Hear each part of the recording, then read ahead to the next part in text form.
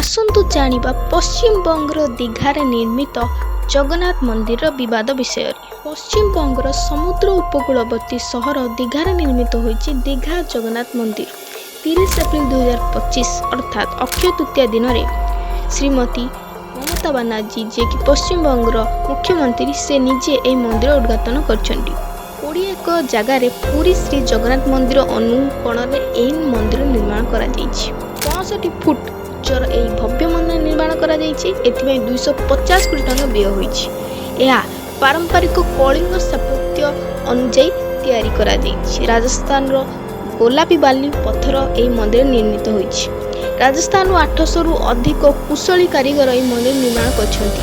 ଏହି ମନ୍ଦିରରେ ପୁରୀ ଜଗନ୍ନାଥ ମନ୍ଦିର ପରି ଭୋଗ ମଣ୍ଡପ, ନାଟମଣ୍ଡପ, ଜଗମୋହନ ଏବଂ ପବିତ୍ର ଗର୍ଭଗୃହ ମଧ୍ୟ ଅଛି। ତ ଆପଣଙ୍କ କ'ଣ ମତାମତ ଏହି ବିଷୟ ଉପରେ ନିଶ୍ଚୟ କମେଣ୍ଟ ଜଣାନ୍ତୁ। ଜୟ ଜଗନ୍ନାଥ, ଜୟ ହିନ୍ଦ।